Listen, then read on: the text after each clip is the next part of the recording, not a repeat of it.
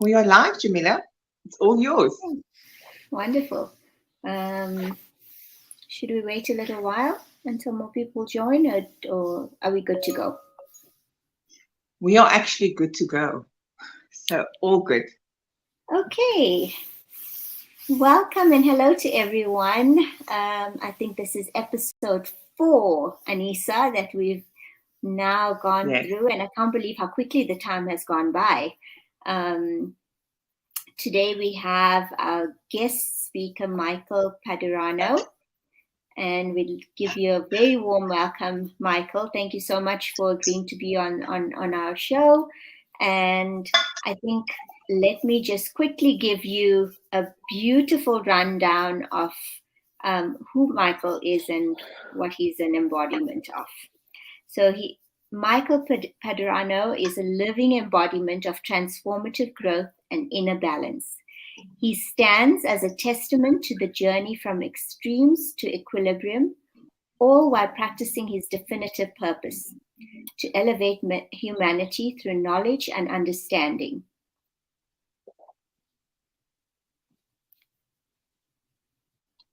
Are you there? Hi, can you hear me? Me? Yeah, I can hear Yeah, you. we can hear you. Yeah, I mean, like I'm floored every Okay. time I hear it, so it's like kind of just shocking still. I don't know. How others see us is versus how we see ourselves is always the inner battle, right? Like that's the journey of self-understanding and acceptance. It's good every now and again to listen to what others have to say about you and how they hold you in their mindset. So without any further ado, let me continue on this amazing bio of yours. In his unwavering commitment to living by example, Michael navigates the path of radical self-awareness, extending his guidance to empower others to embark on their journeys of self-discovery. Michael defies conventional roles, rejecting the title of a mere coach. Instead, he is a creator, navigating a life without limits within a universe brimming with infinite possibilities. Grounded in his objective truth, Michael shares his vulnerability as a means of guiding others towards their answers, solutions, and healing. He recognizes that within each person's unique perspective lies the key to self-discovery, a truth waiting to be unearthed with the right guidance. Amid the chaos of our fast-paced lives, Michael invites us to pause and reflect on a crucial, often overlooked aspect, the inner luminance. With profound insight, he encourages us to cherish the inner light that defines our individuality, beauty, and capacity to radiate positivity and love. I love that. Michael's philosophy centers on the belief that this inner luminance is a potent force within each of us, a force that once acknowledged and nurtured not only enriches our lives, but also creates a ripple effect of positivity and that extends to those around us. His favorite gifts to bestow upon others are inspiration and empowerment, inspiring self-inspiration and empowering self-empowerment. His unique approach guides individuals toward uncovering their own truths, encouraging them to find answers within themselves. In a world bustling with external demands, Michael stands out as a beacon, urging us to reconnect with our inner luminance and share our authentic selves with the world. Wow, Michael. So, I mean, wow, what for else is there? sure. Truly amazing. What else is there for me to say? I might as well just sign off now. Like, I mean, it feels like everything's been said. Like, I mean, I'm not sure I could top that in real life. Like, I mean, it's amazing how we are perceived by others, and the way that our words are received is sometimes shocking, because I've never heard that read out loud before, and I never thought about it. Like, I mean, she sent it over to me, my business partner Casey, and she's a writer, so she listens to my rhetoric all the time, and she watches how I work, and I guided her through steps, and like, it's how we are perceived is just not what we think of ourselves so often. And, That's I true. realize it. My kids are like my little mirrors, right? My three kids, and we'll get to that topic, obviously. But like, they call me on my crap all the time. Like, they call me out. Even my 6-year-old, she's like, Mm-hmm. Dad, you're off today. You're off today. Go journal. Dad, you're off today. Go meditate. Dad, you're off today. Go do a self-forgiveness letter. You're getting angry, so go release. And like, to have a 6-year-old who went through trauma, to realize that and be accepting and understanding that it makes a difference in me, gives me a lot of hope about what she's receiving from it.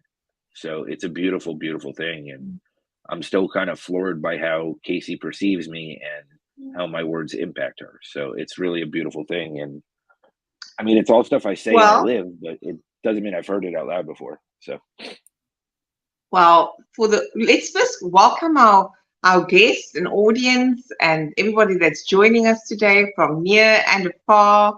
Welcome to Shifting from Grudge to Grit, Grace and Gratitude. This is always an interesting conversation because we want to have people like Michael, and as the beautiful bio that Jamila's just read embodies that essence and the what did you call it? The luminance. yeah, Inner Luminance Yes, is the name of my Inner company. Is the luminance. name of inner my company. luminance. Yeah, that's the name of my And company because so, I believe that we all have it within already. So it's just a matter of yeah, rediscovering it. and gosh, you radiate that, Michael. For those that, I mean, I met Michael online about 2 years ago, I think it is now, also via Zoom when everybody was crazy in COVID and it was insane. And I was at the time just going through my conscious uncoupling, and Michael was holding space from afar and such sacred space. So, what that bio represents about you is what I felt the very first time we met. So, I just want to say thank you for holding that space 2 years ago, and still today, we are still holding that space for one another. How amazing! Thank you. So far, Philadelphia, that's where you are, and we in South Africa, and yet you were able to hold that space. Isn't the world just become smaller? I mean, it's all perception, right? And if you really break it down to physics, there is no distance between us because distance isn't real. Time isn't real. Distance isn't real. It's what we make up things to control others. So you can be anywhere, anywhere, anywhere, and feel everywhere. It's just you have to be open to the capacity to do so, and you have to be willing to feel it for yourself because you can only reflect outward what you're willing to go through internally. So that's where the Yes. magic is. It's Yes. all on the inside. So for Great, those that great. are joining us, please make it as interactive as possible. Those joining, post the live. Also ensure that you connect with us. We always respond to your comments post the live. Please go ahead and engage. We will acknowledge your comments every 10 minutes, as we said last week on the show, so there's no distraction or disruption between either my co-host and Michael responding. So we can actually delve right in now, Jamila, to the first question. Okay. You Shall wanna I go ahead? go ahead? Yeah. Yes, yes. So, Michael, our first question is, how do you define grit in your life? And can you share an example of a situation where your grit was put to the test? I'm sure you have Grit is plenty of examples to share with grit. us, but Grit is not a word that I use, but I understand it to be that how you are able to grow through things because I call life growing forward. It's an active state of growing forward because you're always learning and evolving and growing through every experience. And I've released the attachment to good, bad, indifferent, better, worse. I don't like labeling things that. As far as grit goes, it's the attrition to push forward through circumstance and obstacles that you normally couldn't perceive being able to overcome or get or grow through. Looking back, I mean, it would definitely be the 19 months that I fought for custody of my kids at the beginning of COVID, where I was stranded 1,300 miles from home and I was fighting for full custody of my children. It took 19 months to do it, and I didn't know how I was going to get through because I didn't have any financial resources. It was during COVID. My companies that I was working for went out of business and shut down. The money that was owed to me never got paid to this day. And I lost literally everything, but I gained everything. It was by far the best experience I could ever imagine. So my hindsight, that's 2020, because, you know, in the moment, it felt like it was grit, and it felt like I was grinding through, and I felt all the emotional spectrum, the pain, the agony, the mistrust, the losing faith in myself, the fears, the insecurities all coming to the surface. But I went there to save my children, and my children saved me, because to fight for custody of my kids, I needed to fight for myself, and I needed to heal my childhood trauma that I never did. So it was, looking back, I don't see it as grip, but at the moment, I can see how it was grip. And those occurrences happen all the time. But my current perspective today is not what it used to be, and it won't be tomorrow what it is today. So I mean, I can only speak to where I am at this moment, not where I used to be, and not where I will be. It's being present. Michael, would you be open to share with the audience, you know, what brought you to the point of having to fight for custody? And not to get into the detail of how long it took, really, but what were the main reasons? And generally, men, okay, I'm going to speak of my own experience in terms of co-parenting post-divorce. It's the woman fighting for custody, and here you on the other side. So I just want to share with the audience a different perspective, that it's also men out there that's really wanting to protect their kids and protect them from what that might be, whatever that might have been in your case. You willing to share that with the audience? Yeah, I mean, I'll take you back a little bit, right? I was abused as a child. I was physically abused from 2 to 9, and emotionally abused from 9 to 14. Only emotionally abused. I mean, I was emotionally abused the whole time, but it was, the physical stopped at 9 years old. So, due to that abuse, I kept repeating the patterns and finding women in my life that had that energetic imbalance because of my energetic imbalance. So that is what I attracted. And remember, this is in hindsight. This isn't at the moment play by play. This is looking back in 2020 vision of now understanding a different perspective. So please understand that as well. So basically, I got sober in 2006. I started building businesses and working and doing all sorts of different things. And I was hanging out at an outside bookstore, but on their outside section. I was doing business meetings from there. I was doing conference calls from there, because I just wanted to be outside as much as possible. Got sober, wanted to really figure myself out and go deep into the spiritual that I was evading my whole life and that I was running from. So as I'm doing that, there was a group of kids that worked at that Barnes and Noble or bookstore that also had a coffee shop in it, and that went to high school there. And then there was a university directly across the street.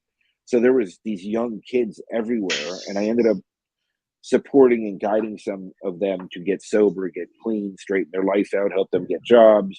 And it became like this big community of just support for them when they didn't have support anywhere else. And I just treated them unconditionally in a way to lift them without looking for anything in return. And later on, a few years later, I ended up meeting a woman there, a girl, and I was in my late 20s. She was in her late teens, early 20s. And she accepted me for who I was. And I acknowledged who she was. But I was in a steady motion of evolving at that point, and I had a slip, and we both settled for each other. I got her pregnant. We got married. 2 years later, our second child came. And then there was a whole bunch of convoluted issues, and she went to Arkansas to go have the birth of our third child in 2017. And I went to New York to go work to try and get our stability back. Now, during that period of time, I was working around the clock. She was with the kids out there. We were about 1,300 miles apart. Well, what I committed to was when the baby was going to be born, I would be there and stay there for the first year. Now, when I went out there and stayed there, the baby, Sydney was born, my youngest, and it was just the most miserable experience for me that I could ever imagine. And I reverted so far backwards that I was considering killing myself. I was that miserable on a daily basis. And about 10 or 11 months into that year, a friend of mine reached out and said, if you ever want a plane ticket, you can take this ticket and come live with me, and, you know, we'll get your life back together. And it was a good friend of mine. She's like a second mother to me.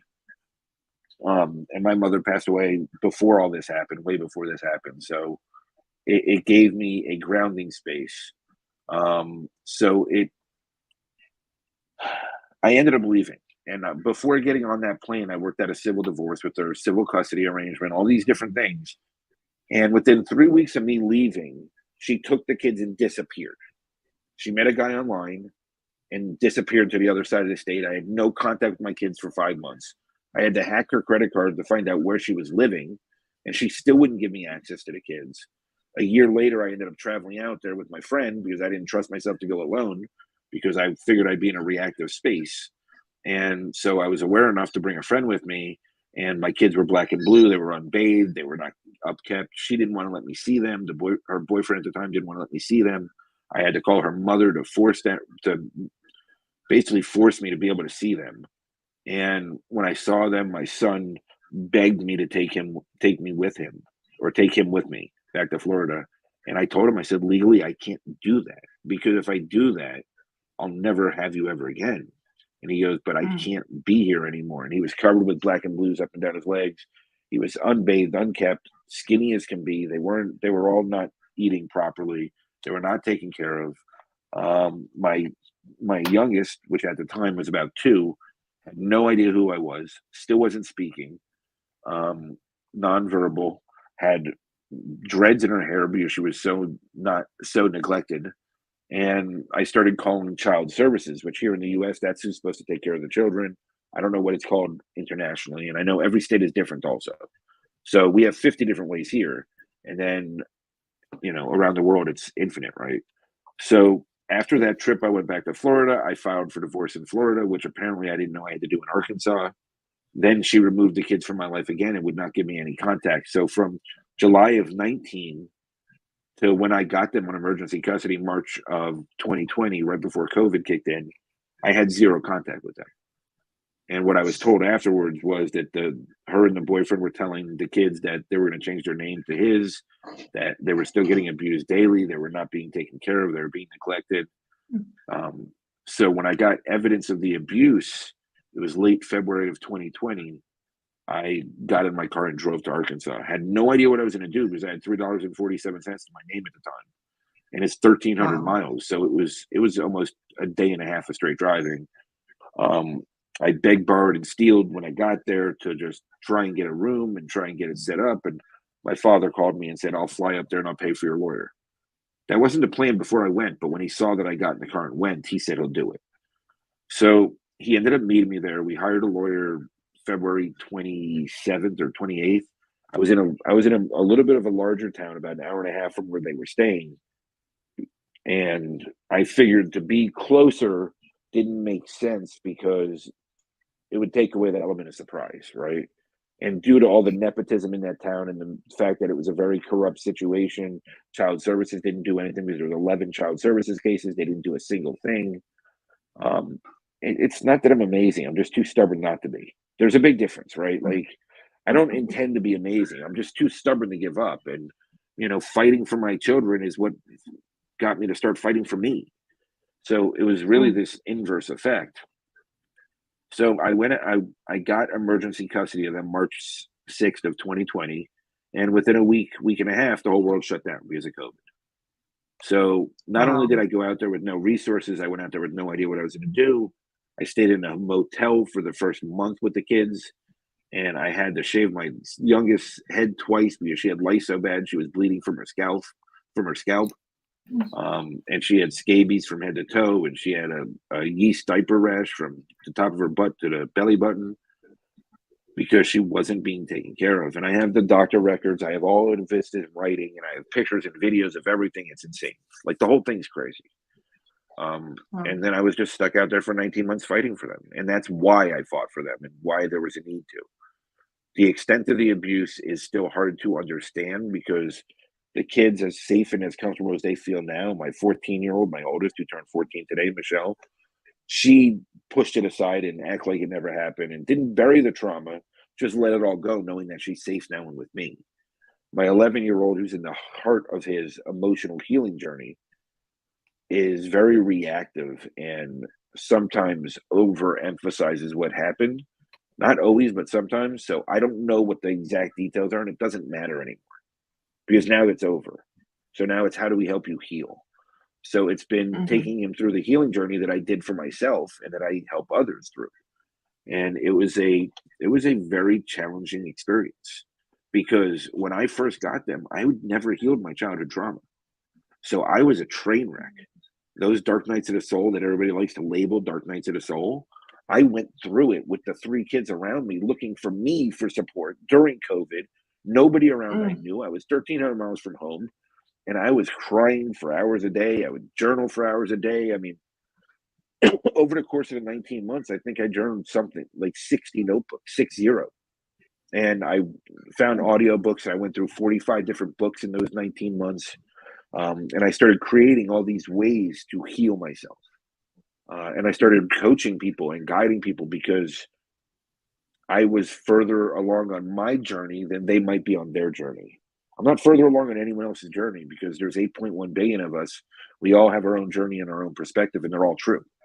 So I have to identify that it's relatable understanding, not identical situations. Even somebody in an identical situation has their own experience leading up to it, so it's completely different. So it's just being relatable and understanding. That's unbelievable. Wow. What an incredible story. Incredible. An experience that you've gone through, you know, and I must commend you on your commitment and your undying relentlessness to be able to save your kids, you know, from this terrible situation. I'm so happy that, you know, they're on their way and they're on their journey to healing. And I'm sure that their journey has helped you as well with your healing as you've gone along. Absolutely incredible. Definitely. I mean, Jamila, there's so many comments streaming in. I just want to, if I may, just respond. Some really heartfelt comments. And I know you underrated Leslie's comment about that you are amazing, but I just want to concur with Leslie and probably everyone else that the comments are coming from. So thank you for joining us, Ashif. Glad to have you here, and your wisdom always.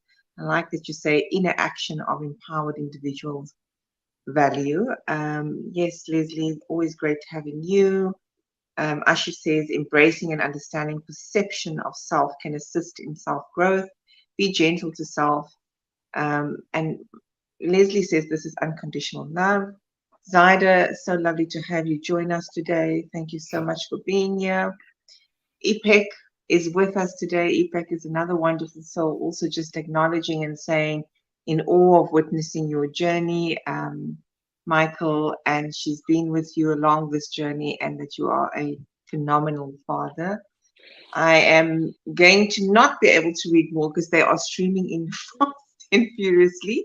And I would love to just last comment. We'll do another one 10 minutes from now. We're in 23 minutes. There's so much more we want to hear from Michael. Ronald says, yes, courage, love, commitment, Michael.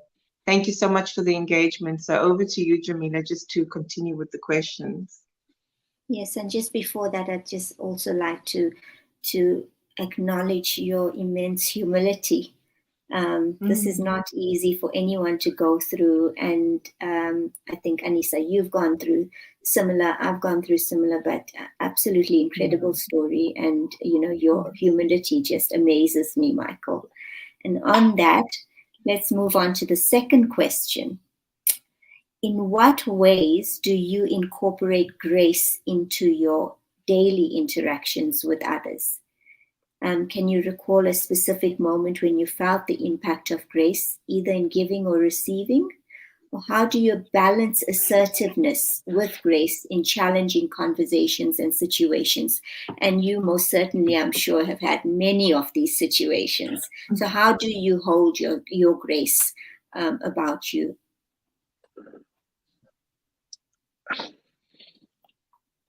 So for me, it's the desire to understand, right? Like, that's really what it comes down to. It's the desire to understand. I take the time to understand myself at a deeper level every day. I journal, I meditate, I do energy work, I do my rituals, I do everything. So because I take the time to dedicate to myself through understanding, I take the time to do that with others. Because when you love yourself and you unconditionally love yourself, or you're on the journey of self-understanding, you're willing to take the time and make the time to understand others. And empathy, compassion, grace all comes from the time to understand. Because if you don't take the time to understand, then you're not going to have any of those things. We can pretend that we have experiences that are identical, but the reality is we don't know what that other person's life leading up to it was like, what their past lives were like, and all those different factors that play a role into their current psyche of where they're at in the moment. And you don't know how they're reacting to their perspective. Because yes, they might be relatable, but until you seek to understand, you're never going to know where they sit with things. So it's the desire to be curious and understand is really where it comes from.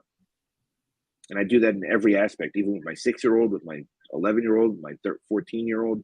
It's to the point to tell me to stop asking questions. They can't stand it. It drives them nuts.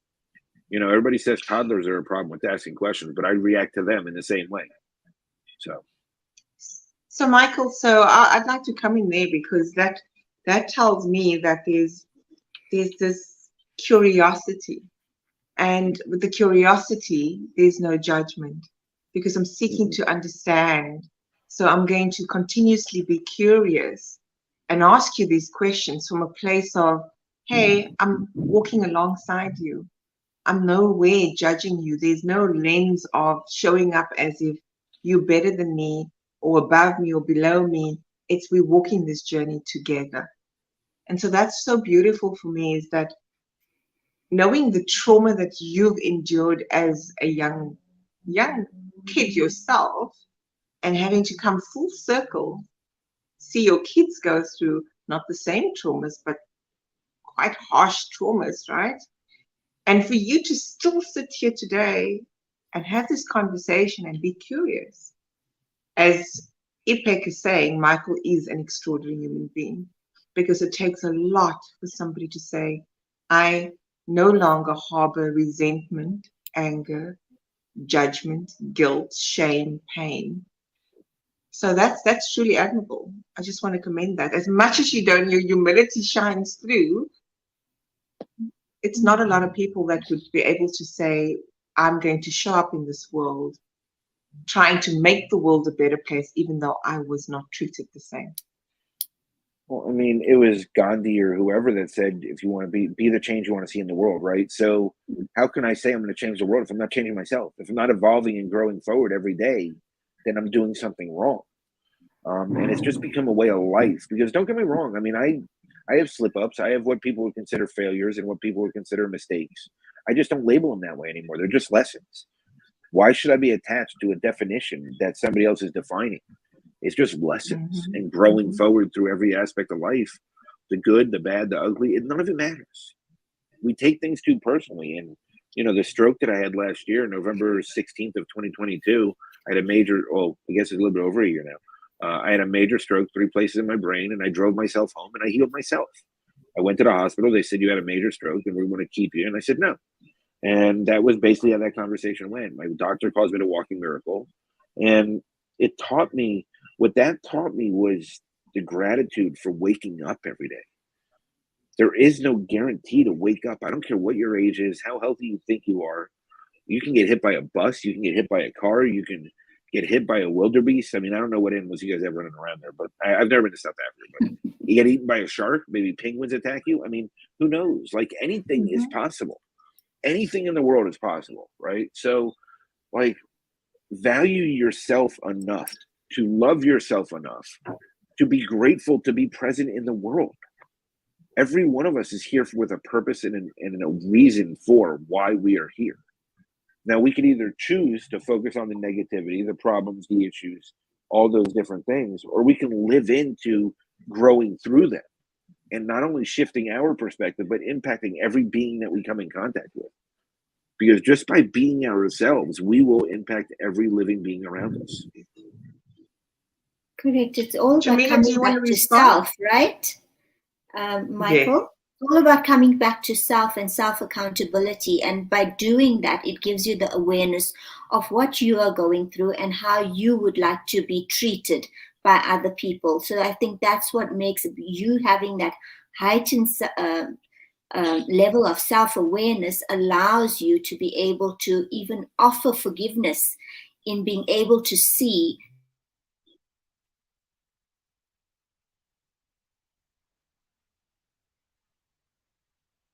She's either a mime or her internet froze. I can't tell. Is that on my side or on Jamila's side? No, that's on Jamila's side. I can't tell if she turned into a mime or if she's frozen. Either or, though. I mean, it's awesome.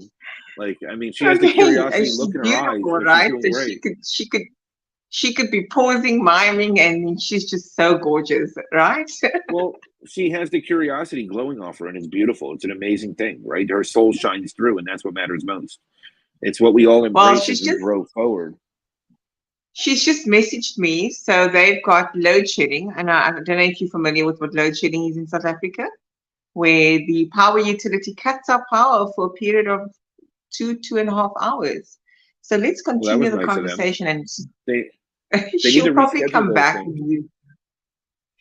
Look, so it's we had nothing over the festive. Well, it's still festive season, but over Christmas and New Year, and then all of a sudden, by the 3rd of January, we were surprised. Well, we're going back to the same schedule.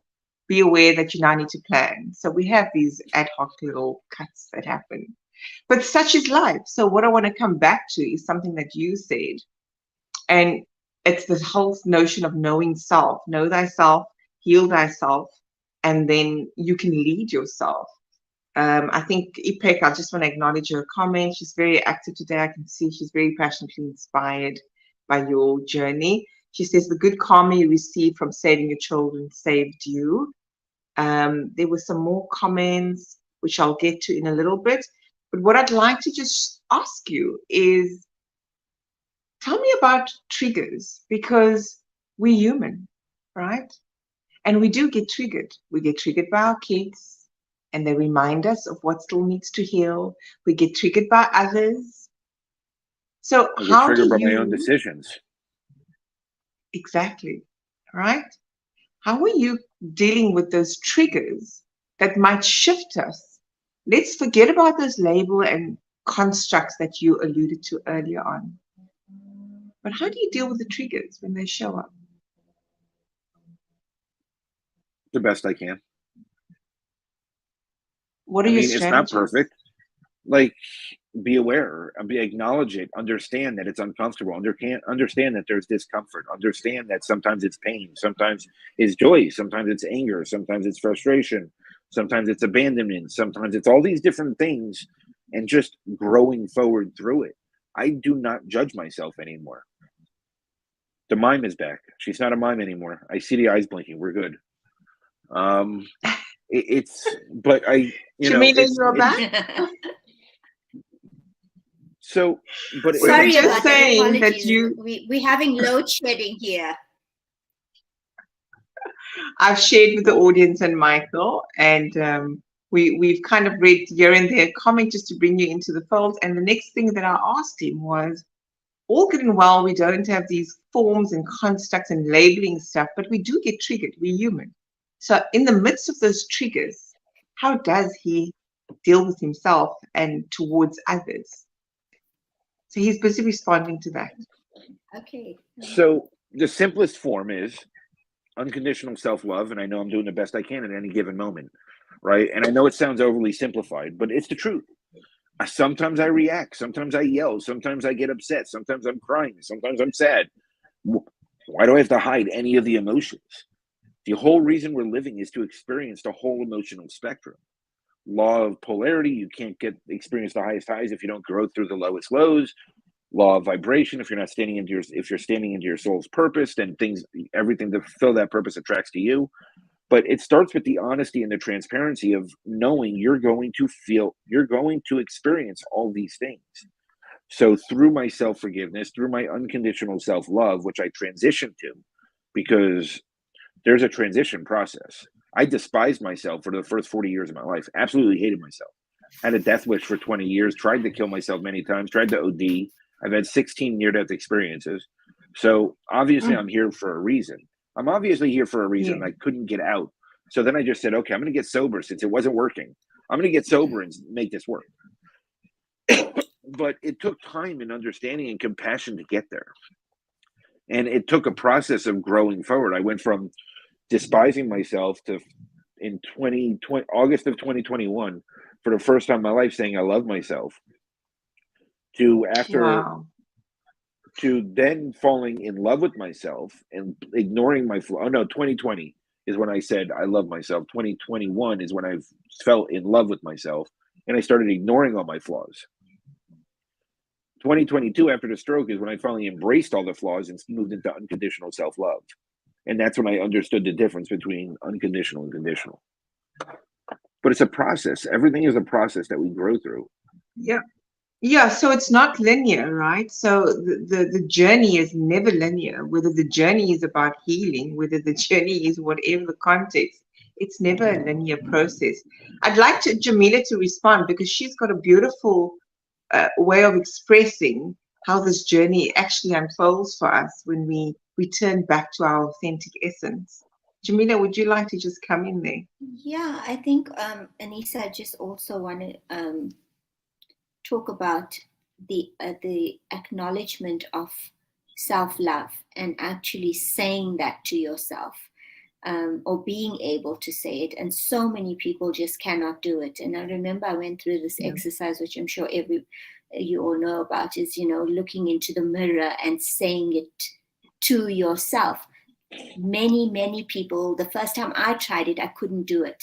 I really couldn't do it. And I was just, my emotions got the better of me and I broke down. I broke down totally because I had always assumed that I had loved myself and I had this self-nurturing aspect to my personality. But it was only then when I tried to do it and look myself in the face, in the eyes and say, I love you, did I realize I actually couldn't do it. And this is the thing about our lives, is that, we make it so much about everybody else and about everybody else loving us, doing everything to please others. And I've said this to you before, Anissa, is that we tend to say, oh, we're such people pleasers and make it seem as if we're victims, but actually not. We do it for our self acknowledgement. We want people to love us. We want people to see us in the specific image. But how often do we turn it around to ourselves and look ourselves in the eye and ask ourselves, do I love me? And that is just such an important milestone, I would say, where you get to acknowledge that, where you get to accept it. And the reality of it is absolutely life-changing. It really is, not just in the way that you deal with yourself, but it's about your actions going forward in your interaction with other people. I concur completely, because I also, the first time I did it was like, what the hell is going on now? Like, really? I felt shame. I felt guilt. I felt disgust. I felt, who am I? Like, I couldn't really look at myself. And then I had to be introduced to the Ho'oponopono. I don't know if I'm saying it correctly, but it's a meditation. It's a self-forgiveness meditation. And for anyone that's out there that can't find the path to loving themselves, that meditation is so powerful. It allows you to say, I'm sorry, I thank you, I love you. It's just very powerful. So I would encourage anyone and everyone to consider it. Yeah, and I think, Anissa, it just dispels that whole imposter syndrome. Yes. When I myself, but do I love myself? Who am I? Am I worthy enough to love myself? Am I worthy for anyone else to? And yes, you are. You most certainly, absolutely are, as this beautiful, wonderful, divine creature that you are, to love yourself and to just embrace that. And it dispels a lot of these assumptions that we have about ourselves and the insecurities that we have about ourselves. And I think we can change that by just looking in the mirror every day, because that for me was totally a game changer. Yeah, so I think I'd like to move on to to your explanation, before we go on to the next question, you were going to delve into, you were commenting on self-love, right? But I'd like to ask you just to delve into what is the circular approach of coming back home to ourselves. If you can briefly touch on that, Jamila, for the audience, and maybe just pose it as a question to Michael if he's had a similar experience around the not linear to healing, not linear to that journey of coming back home to ourselves. Yeah, I think, Anissa, like I said, that we get so caught up in life and what our image is all about and how people perceive us to be, that we just, we don't take the time to come back to self. We don't take the time to be able to look at our relationships with other people and use that self-love, use the self-awareness, and use all of these practices to be able to get rid of our perceptions of what might be good, what might be bad, what's who a good person is meant to be, who a bad person is meant to be. It's not about that, it's about acknowledging what we are going through, being able to forgive ourselves, being able to heal ourselves, and in doing so, we are able to offer that on to the people around us. And I found that in my journey through my divorce, by coming back to who I am, keeping myself accountable to everything that I expected from others to behave towards me. This is what changed my perspective. This is what allowed me to become, I feel, a stronger, better version of myself. And I was able to just let go a lot. Have we lost her again? By being able to forgive. No, it's in and out. Yeah, Jamila, you are in and out. I'm so sorry. Are you? Yeah, we're having a terrible storm here in Johannesburg, so I think that's contributing to. Yeah. Okay, so let's continue the dialogue. I would like to just take a few seconds again to acknowledge some of the comments, if that's okay, and then Michael, we're going to get into some more meat. We want to hear more from you. Ipek says, what you don't give yourself, you cannot give others genuinely, including and especially love. Ashif says, sharpen self and others. And then, thanks, Ipek. Ho'oponopono, I said correctly. In many ways, Ashif says, self-love is suppressed by society. Lift yourself up always. Ipek again says, we are conditioned with the idea that if I put myself first, I'm not a good person. Very valid. And then lastly, Ashif says, wholesomeness within, you have it. There's one more comment, which I think I'm going to check shortly. Yes, that was the last comment. And so, Michael, we want to get back to you again around, is there any specific moment when you felt the impact of grace, either in giving or receiving it?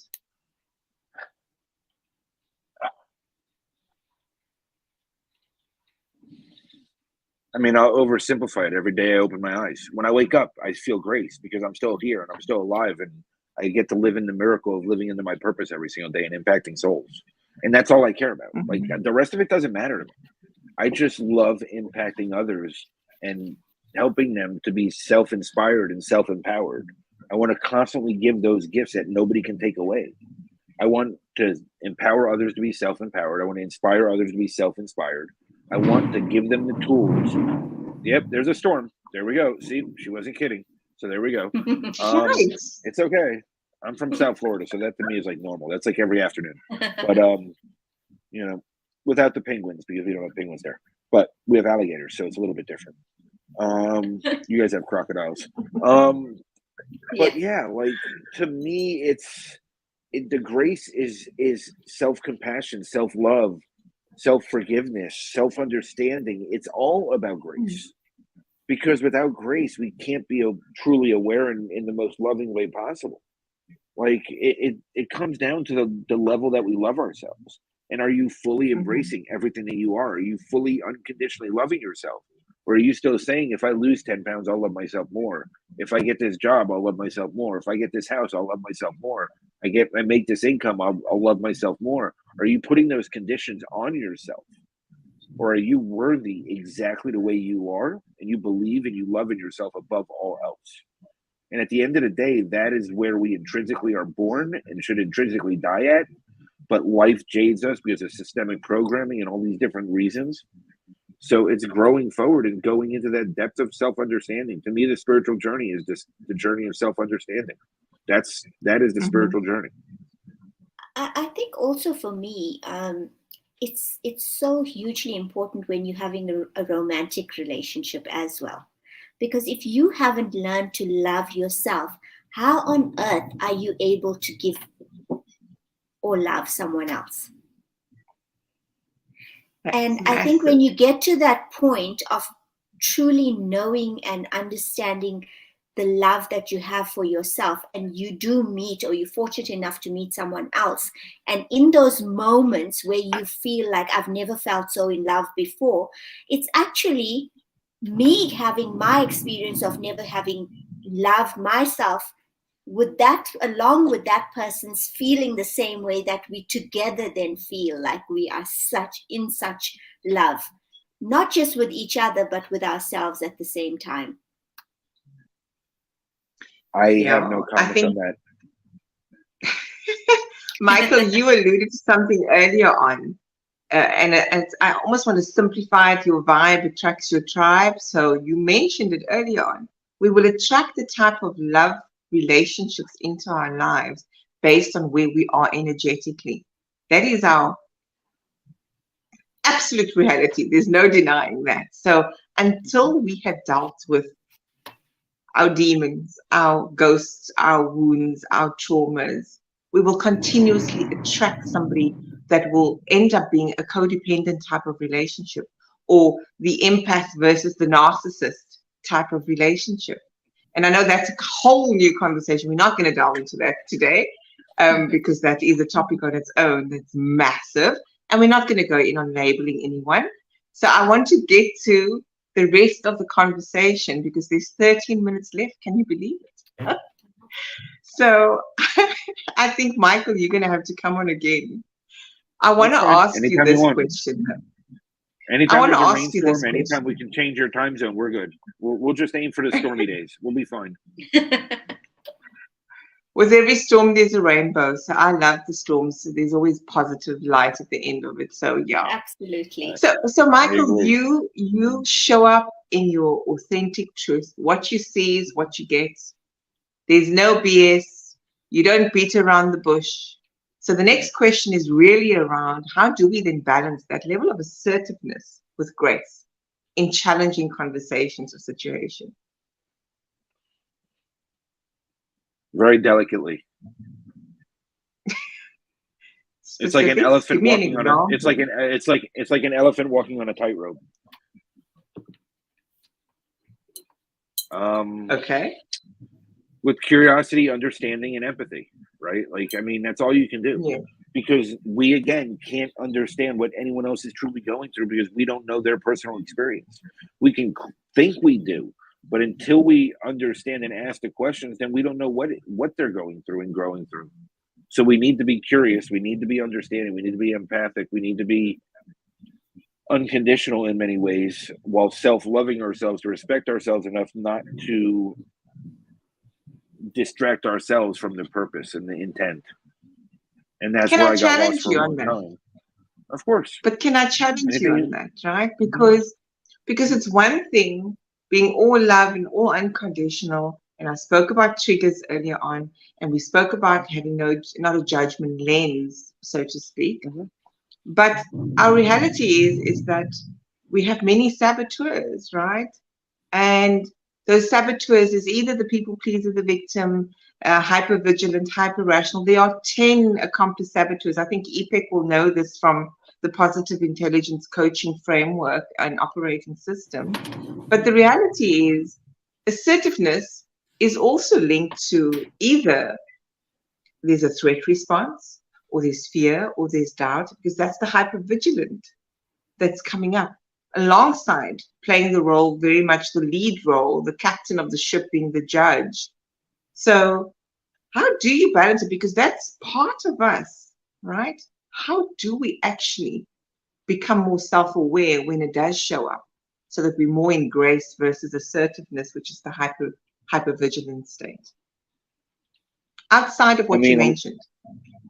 I mean, a lot of it is self-awareness, and it's just retraining and retooling. And I've created many journaling ways to understand the role that I played, the roles that others played, the trauma triangle, the drama triangle, how to stay out of the out of the triangle, how to observe it rather than participating.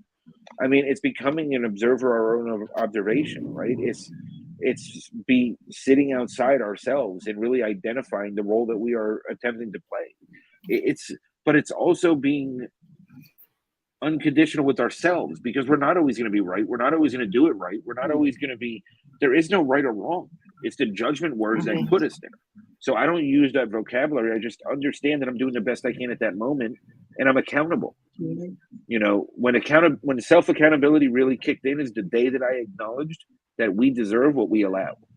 That is when self-accountability really kicked in. Anything that happens to us that we complain about, that we don't want happening to us, until we understand that we deserve what we allow, we are not being accountable to ourselves. And that's when it started really shifting, because my accountability with myself and others went through the roof. I am not perfect. I will never be perfect. But what I can promise you is when I do something that offends or interacts with others and it doesn't have a pleasant response for them, I don't own their response, because I can't own anybody else's response, but I own my role in it, and I'm accountable for it. And I forgive myself. I mean, I let it go, because none of us are perfect. The problem is when we pile it on top of ourselves. It's not a perfect process. None of us are perfect. I make mistakes every single day. Every day I make mistakes. There's not really a couple-day window that doesn't go by that I'm not apologizing to my 6-year-old for something. She triggers me, I snap, I react. But what I've done is I've also set the precedent for my kids that it's okay to be wrong. It's okay to react, but it's not okay not to own it and be accountable. So my kids know that if they react, that once the situation calms down, they have to go apologize to the other 4 of us in the house. And they've learned, other 3 of us, I can't add, but they have learned that, and they do it. Even my 6-year-old. Like, this is the beautiful part of this. You allow the expression of the emotion, but you feel safe enough to be vulnerable, to own it and be accountable as well. Like, why? I absolutely love that. Yeah, absolutely love. And it's so important for you to be forgiving and not to hold yourself so highly in account for every action that you do. You have to be forgiving, and you have to understand that I'm a human being. I'm going to make mistakes, but it's like you say, it's about learned behavior. You know, you go through what it is that you're going through, but like your 6-year-old, they know I've behaved in a certain way. I need to apologize. And moving forward, they will keep that at the back of their mind. And we're all like this. So it has to, you've got to forgive yourself. You've got to be easy on yourself. And most of all, be kind to yourself. But it was Michael, I love what you said. I love what you said, because it's the ability to not shame the emotion and being open and feeling safe to express it. If there was anything more powerful than that, than you've expressed in all of what you've shared, it's exactly that for me, is giving others that sacred space and saying, you know what, if you want to lose it. But come back to center and know that what is yours to own, you need to own it. And that's profound for me in the lessons. And I also love, I want to just commend you that you've moved away from the labels and the words and the constructs. It's beautiful. And the whole point about getting to self-leadership and that level of self-mastery is when we unveil and release all of those things. And that's the powerful position to be in. So I want to thank you for accepting that challenge. If I may just go back to some of the comments again. Ipek says, we are conditioned with the idea. Okay, we've read that. Let's go to Ashif's next comment. Boundaries are ours and others. Mindfulness. Well said. I think Ipek was just responding to you. Well stated as well there, Michael. Observe rather than participate. Are you in the monkey mind? Are you jumping from one thought branch and one shame experience to the next, one guilty feeling of going to the next one? And then Ipek says, notice, observe, and question. And Ashif says, mistakes are mine to make and mend. Ronald says, yeah, Ronald also commented, I'm just trying to find his again. Yes, I took baggage in both my marriage, tragic, and he says, great post and engagement. And that's it from the comments for today.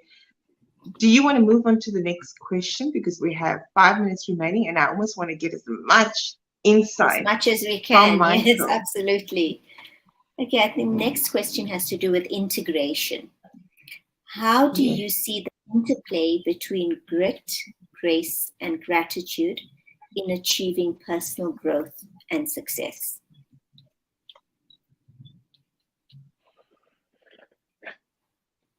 For me, it's a 4-step process, right? There's awareness, acknowledgement, which is, okay, so awareness is the seeing it for what it really is. Acknowledgement is understanding it. And then you have acceptance, which is accepting it and understanding it and combining the whole fact that you're finally accepting the truth about yourself, your authenticity. And then it's allowance, which is allowing yourself to create new patterns of behaviors. Because where we usually struggle and where we usually get lost, from what I can tell, and where I got lost many times, right, like many times in the last 4 years, is not allowing myself to make those new patterns of behaviors. Because I didn't believe I was worthy of it at the time. I didn't think that's what I deserved. I didn't think I could do it. Many reasons of self-sabotage and all these different labels that we have that we can apply to this, right, and the abandonment issues and all these other things. But when I started unconditionally loving myself, a lot of those things naturally shifted on their own because I released the attachment to many things. I mean, I unconditionally love every being I come across. Does it mean that I want them in my space and that they're aligned with my purpose? No. So what I do now is I allow people to lead my life by their own choice. I don't throw anyone out of my life. I don't believe in boundaries. I am limitless. I believe in temporary boundaries for permanent people to create the standard of how I deserve to be treated based on how I treat myself. Because when you first meet someone, they don't know how you treat yourself. So then I believe in permanent boundaries for temporary people. You choose to cross lines and cross lines, you are not in my circle. You are just not aligned. I state very clearly we do not have alignment in purpose and way of life. And that's it. And they're gone. That's it. I don't play the game. Mm-hmm. I love myself unconditionally, and I'm not damaging that or harming that for anyone else's wants, desires, or needs. And most don't understand that. Most don't understand it. They just don't get it. And that's okay. They don't have to. They're on their own journey and their own path. Doesn't mean they're ahead or behind. It just means they are where they are, and I am where I am. And that's where the misalignment is. I allow people to leave just as easy as I allow them to come. I unconditionally love everybody. They can come and go, but I have to love myself first to stand in that truth. Yes. So I love that 4 A's approach, and I'm so grateful to Ipek for writing it out there for the audience. And Michael, if there's more that you want to share on that, please post the session, go into the comments and add more details about that. If anyone wants to kind of collaborate with Michael on this in the journey he has walked, please reach out to him. His details will be in the post, but absolutely it is around nicely summed up, and it's a nice way to actually conclude on today, is to say that the essence of whether we call it grit or growth, Michael, to speak to your language, grace, gratitude, all of the above encapsulates this so beautifully. It's awareness, acknowledgement, acceptance, and allowing it. I too love that, and I'm probably going to steal it if you don't mind. No, so I just want to thank the audience. Yeah? It's the 4 stages of my corporate program that I'm developing. So it's really simple and straightforward, and I keep it very straightforward because why do I need to have it any other way? I'm just not worried about it. Absolutely. I just It's about keeping it direct and simple, and I you know, just want to growing through it all. acknowledge. I want to acknowledge you, Michael, for being so vulnerable, for sharing so openly, for being the incredible human that you are in terms of radiating from the inside out and wanting to do that for others. It is truly an honor and a privilege, and really, I can't wait to have more of these dialogues with you, alongside you. And I'm almost seeing a call to action for Jamila and myself to collaborate with you in whichever shape or form that might be, without any labels attached to it Okay. as well. I just want to conclude before, on my side, I want to say thank you for the audience that have been here, that have been so interactive. Epix says, connect with Michael if you want to change your whole perspective about life. He is an amazing guide. Also get his book, Like Pronto. Absolutely. For those that are watching the replay, do share with us what you felt about these amazing nuggets that were shared by Michael and Jamila, my co-hosts. And we certainly look forward to next week again and hosting Michael whenever that might be. And Jamila, any last comments from you? And Michael, also anything last that you want to share? Yes, I'd also just like to thank Michael for being so generous with his time. I feel like this hour went by even quicker than the previous episodes that we've had, and that nearly wasn't enough. So hopefully Michael will get you back on, and definitely would love to do some collabs with you going forward. And just thank you for being so generous with and being so vulnerable and sharing your story with us. You know, it just helps so many people along the way. It's certainly given me a different perspective on certain things that I've viewed in my life, in a way that I've always done, but it's allowed me to change my thought perspective. So thank you very much for that. And yeah, maybe just a few closing words from you. Thank you. I don't know. I'm honored to be me, and I'm honored to live this life, and I'm just so grateful to be alive. And I think Thor just landed in your backyard. I mean, you know, this is things where we need to just be, you know, it's an honor and a privilege to be ourselves, right? And when we create the space for ourselves to be fully authentic and unconditionally love ourselves, then either the world accepts us or doesn't, but we know right off the bat. And that's it. Like, there's no guessing. Wow. There's no guessing who accepts us and who doesn't. And I'm telling you, Thor just left. Like, I mean, even Thor doesn't want to be around. Like, I mean, he landed in me and he said, I'm out of here. This is too much. It's like enough already. I'm telling you. But yeah, no, I mean, I'm down to come back anytime you guys want. I'm down to collaborate with you guys anytime you want. And I'm honored to be here, and I appreciate and unconditionally love both of you. I think this is an amazing platform, and thank you so much. On that note, I'm going to be respectful to the audience. It's just over an hour. I'm going to end the live, but as usual, Michael and Jamila, let's stay on for a debrief post me ending the live. Thanks, everyone. Thank you.